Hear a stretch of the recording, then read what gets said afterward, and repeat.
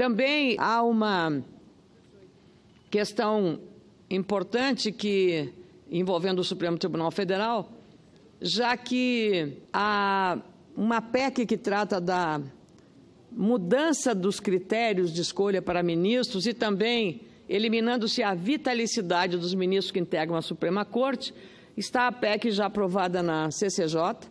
Eu tive a honra de ser relatora. A iniciativa são de 12 senadores. Eu procurei ajustar o que continha numa emenda constitucional do senador Cristóvão Buarque e também do senador Lazier Martins, para, eliminando a vitalicidade, senador Valadares, criar um tempo de 10 anos para o exercício do mandato de ministro da Suprema Corte. 10 anos.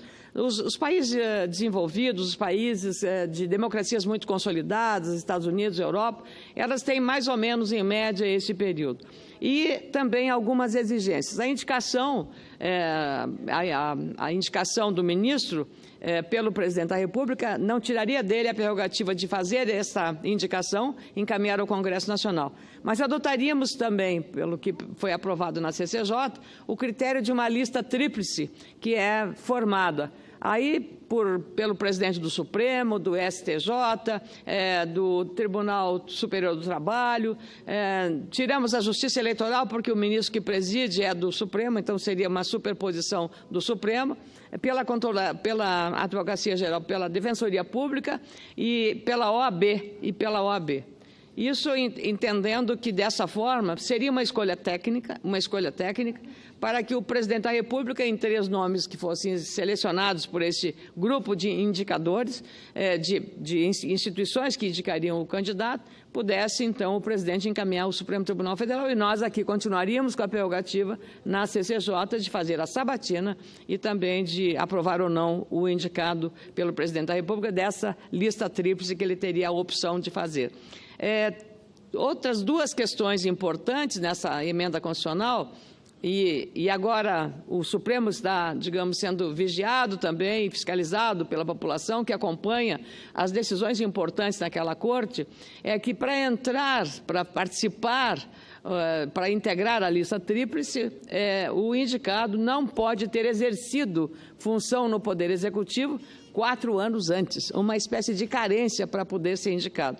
E 4 anos depois, ao sair do STF, não poderá ser candidato a um cargo eletivo. Então, esta é uma matéria que eu penso está atualíssima, ela está pronta para ser submetida ao plenário, e eu penso que dessa forma nós estaríamos evitando aquilo que se considera uma contaminação de escolhas políticas de ministros da Suprema Corte, do governo de turno, que vai certamente, às vezes, indicar algum nome que tenha afinidade ideológica ou afinidade de comportamento.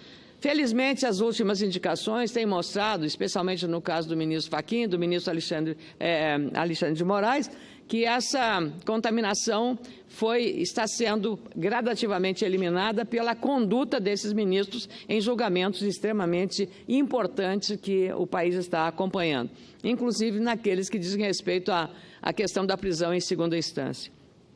Mas eu penso que essa é uma matéria que temos que examinar e me preocupa também o fato de que há um projeto na Câmara dos Deputados, desde 2013, que proíbe as transmissões ao vivo dos julgamentos na Suprema Corte.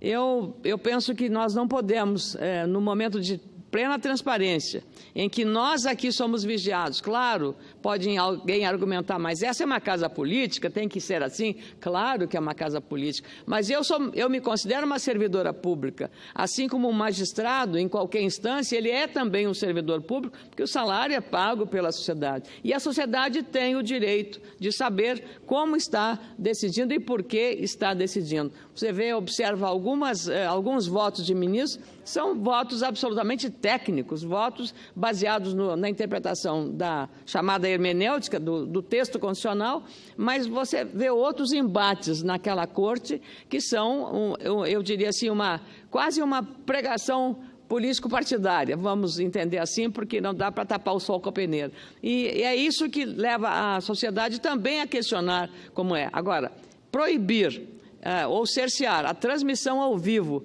de uma sessão da Suprema Corte é um desserviço.